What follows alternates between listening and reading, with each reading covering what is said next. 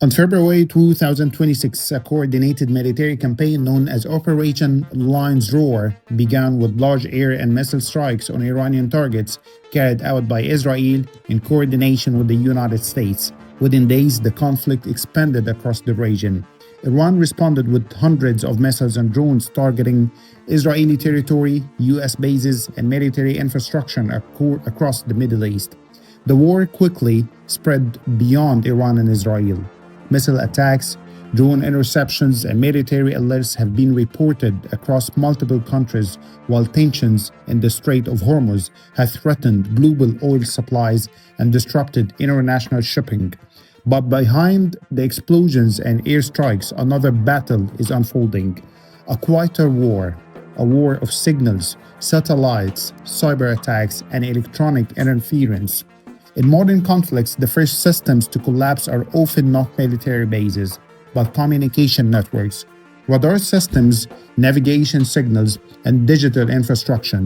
Military analysts have warned for years that any war with Iran would begin in the electromagnetic spectrum, a battlefield most people will never see. And now, as the conflict unfolds in real time, electronic warfare may become one of the most decisive weapons of the entire war. Because in modern warfare, destroying an enemy's weapon is important, but disabling their ability to see, communicate, and coordinate can be even more powerful. Strike war between the United States and Iran is no longer a theory, it's already happening. The strikes at the very beginning of the war targeted military facilities, security infrastructure, and strategic sites across the country, but the bombs and missiles were only one part of the operation. At the same time, another battle started in cyberspace. Within hours of the first strikes, Iranian government websites, communication platforms, and digital services began experiencing disruptions. Several official apps and media platforms suddenly stopped working after coordinated cyber operations targeted Iranian networks.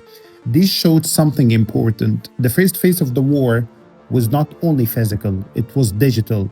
Military analysts say the modern conflicts now start with cyber and electronic attacks designed to weaken the enemy before major military operations began.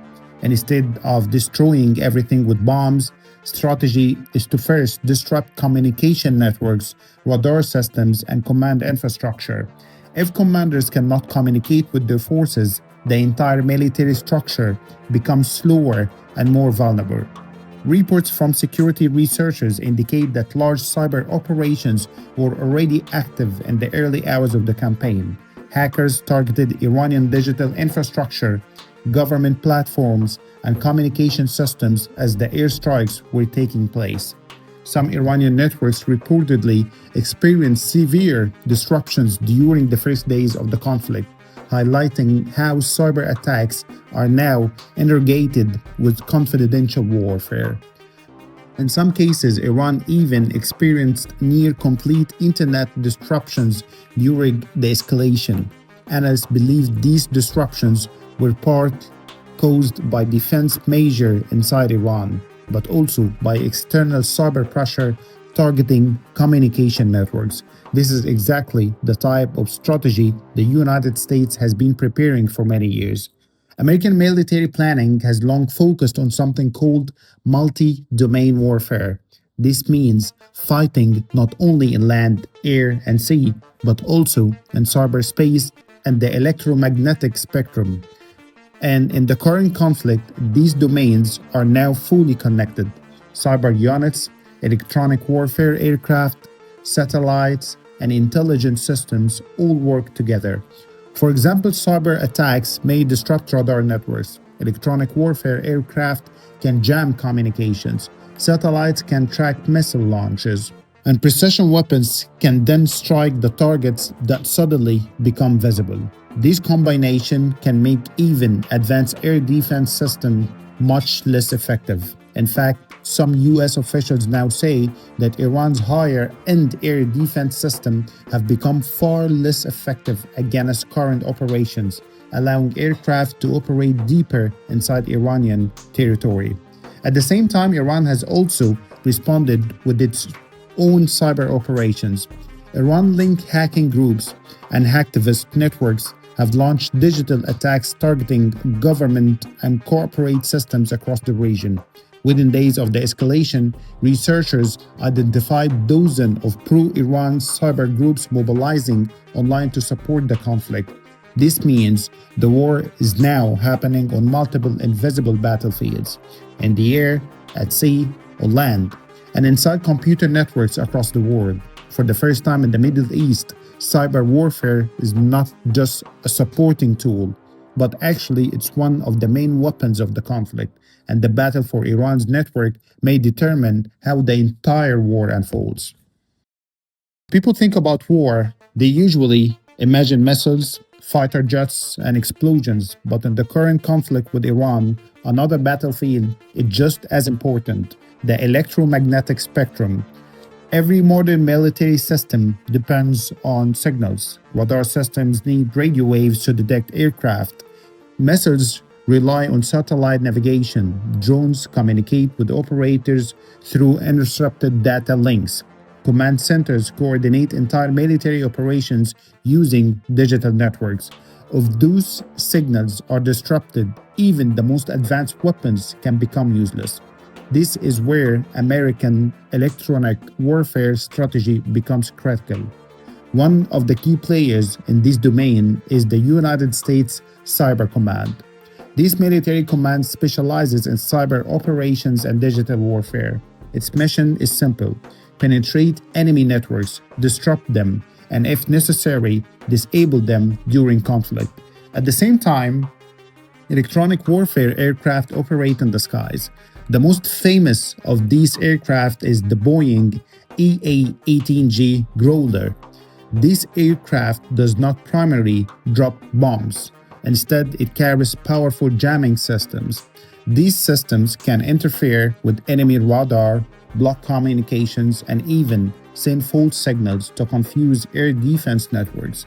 In simple terms, it can make enemy radars see things that are not there, or make real aircraft disappear from radar screens.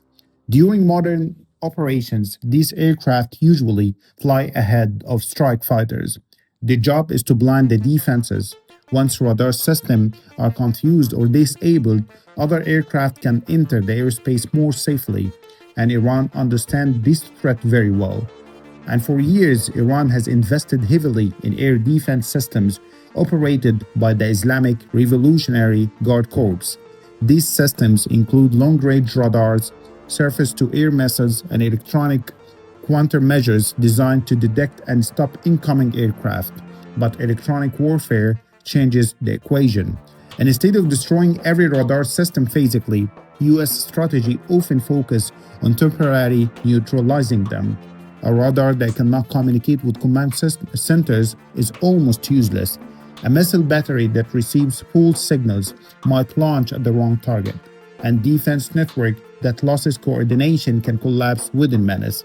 Military analysts say this is exactly why modern operations combine multiple tools at once.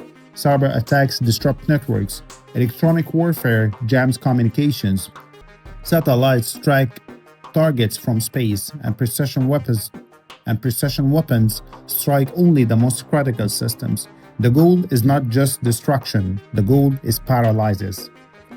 According to defense analysts and military planners, the United States generally follows a three-phase electronic warfare strategy in major conflicts.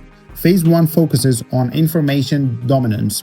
Cyber units attempt to infiltrate enemy networks long before major strikes begin. Malware, digital surveillance, and network access may already be in places months or even years before a conflict starts.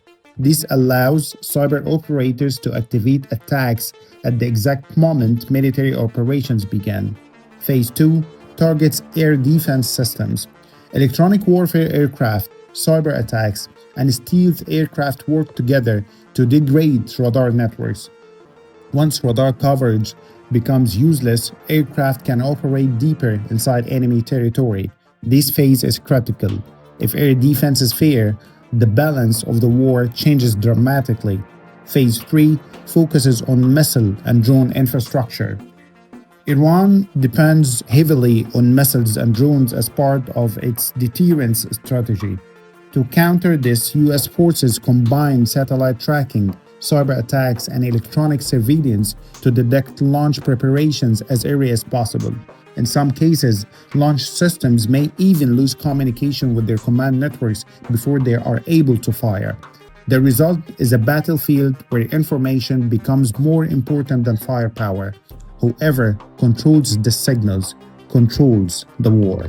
The war between the United States and Iran is not only being fought with bombs and missiles, it's also being fought with signals, with algorithms, with invisible attacks inside computer networks. Electronic warfare is quiet, most people will never see it, but it may decide the outcome of the conflict long before the final battles are fought. Because in modern warfare, victory does not always belong to this side with the biggest weapons. Sometimes it belongs to the side that controls the invisible battlefield.